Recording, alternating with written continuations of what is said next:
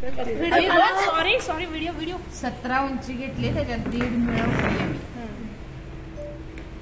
17 उंची मध्ये 1.5 मिळवले तुमचा. शोल्डर कमर उंची मध्ये 1.5 इंच मिळवलंय. तसं लिहा, मेन्शन करा ना तिथं कमर उंची प्लस 1.5 इंच लिहिलंय का? ते मॅडम सांगतात, मॅडमच्या आवाजाने बरोबर क्लिअर होतं. मॅडम काय बोलू ना, आपली तोंडांवर काही दिसना.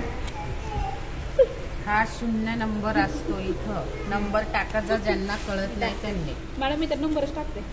आणि आता सांगा छाती व्हिडिओ करताय मग आपण बोललं तर आपल्याला कळतं. लहान बोललेलं कळलं पाहिजे. सॉरी.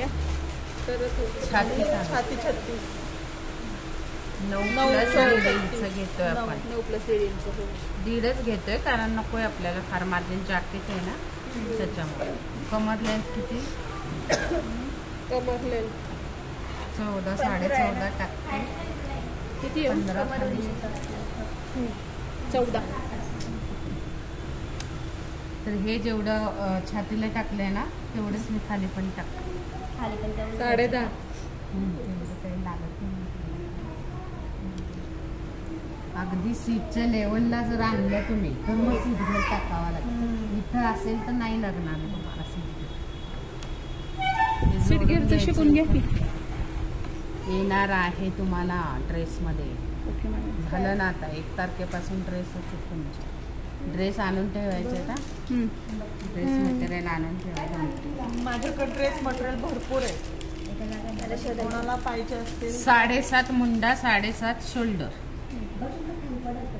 7.5च घेतले. ऍड नाही केलं, त्यांचे हात पातळच आहेत त्याच्यामुळं ऍडिशनल माझ्या बाकीच्या ह्याला 7 शोल्डर ठेवले. 7च ठेवल्या का? पण हे जॅकेट आहे ना राहू दे थोडंफार मोठं. कॉलर बसणार आहे ना आम्ही. थोडं कॉलर आहे ना त्याला. आणि जॅकेट कसं लूज असतं, परफेक्ट मापात नाही येत. ठीक आहे, झालं एवढं समजलं. 3 इंच गळा रुंदी राहील. 1/2 इंच शोल्डर उतार. शोल्डर उतारची जी रेषा आहे ती डायरेक्ट पट्टीनं तिरकी जोडत चला. हा झाला बॅक आपला. बॅकला काही गळा कापत नाही. कापला तर 1/2 इंच कापतो फक्त आपण. आता 1/2 इंच आत यायचंय आपल्याला इथं. आणि इथून डायरेक्ट क्रॉस. रेष राहिली तिथे दिवशी. आणि इथून 1 इंच तिरपा घ्या मी सांगितले. आणि मग हा आकार द्या. आता ही मेथड तुमच्या ड्रेसला पण राहणार, त्याच्यामुळे ते लक्षात ठेवायचं. इथं कमरेला 1 इंच आत येतोय आपण थोडंसं आकार देण्यासाठी. कंबर आपली बारीक असते, कमरेला खट्टा असतो. आता थांबा जरा एक प्रश्नच विचार. नाही आलं. आणि आता पुढचा एक 3-3.5 इंचीच गळा घेतो आपण कॉलरसाठी. फार घेत नाही. माझ्या साईजचा असेल तर 4. अगदी ह्या आता ह्या लहान आहे त्यांचं 3च इंच राहील गळा. आणि नॉर्मल गळ्याचं हे असतं, असं फार गोल करायचं नाही. थोडासा असं नॉर्मल सेट ठेवायचं. आणि मागचा आपण अगदी 1/2 इंच कापला तर कापतो, नाही कापला तरी सुद्धा चालतो. फार कापू नका गळा. हे एवढंच ड्राफ्टिंग आहे याचं. आणि याला अस्तर लागणार आहे. हा भाग आपण स्टिच करून घेणार, हा भाग स्टिच करून घेणार आणि उलटवून घेणार. गळा वगैरे उलटवायचा नाहीये. मुंडा पण नाही. बाही लावणार आहे ना, ते उलटवायची गरज नाहीये तुम्हाला. फक्त हा भाग आणि हा भाग उलटवणार. आणि टक्स मारायचे असतील तर मारायचे, कारण टक्स पॉईंट घ्यायचा आहे तुमचा जो काय असेल. छाती किती आहे? 9 ना. 10 तर 10.5 टाकते. हाईट आहे ना त्यांची. आणि हा इकडचा जो आहे तो 3.5 टक्स मारायला. हो मारायचं. थोडंच तुम्हाला फिटिंगला व्यवस्थित बसेल ना. बॅकलाच ना फक्त? नाही बॅक फ्रंट दोन्हीला टाका टक्स. 8 इंचाचा आपला टक्स असतो साधारणतः. ही उंचीनुसार कमी जास्ती ठरवा तुम्ही.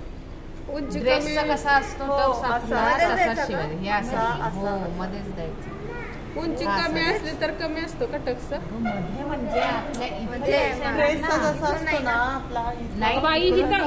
ड्रेसच्या बॅकचे टक्स माहितीये ना, जे असे टक्स आहे ना त्याला दिलेत 3 टक्स पण. उंची कमी बॅक असलं आणि तर फ्रंट दोन्हीकडे द्यायचे. होय मॅडम, उंची कमी असलं तर 8च छोट्या घ्यायचं cuts का? करा ना, 7 इंची करा. 7. ते आता लहान त्यांची मुली हाईट आहे 8 इथं पण पलटून घ्यायचंय ना, हो. पट्टी वगैरे काय लावायची नाही. नाही, आपल्याला डिस्टन्स क्रिएट करायचा, तो आपोआप होणार आहे. डिस्टन्स पाहिजे ना पुढं, हा जो राहतो आणि तो कॉलर आपण शोल्डर जोडल्यानंतर ना गळा मोजून कॉलर हे करायचं, सरळ सरळ करायचं. परवा. ते आता नाही shoot तसं नाहीये, पहिला केलं तसंच ना, नाही, वेगळी आहे वेगळे कॉलर. आपण इथं शिवून पलटून घेऊ. कॉलरला कॉलर कॅनव्हास आणा बरं का मॅडम त्या दिवशीचं नको ना, मी आणलेलं ते जाडवालं. चालेल. यांना बाकी पेपर कॅनव्हास नाही. तो ऑनलाईन कॉलर त्या जे आपलं चालतंय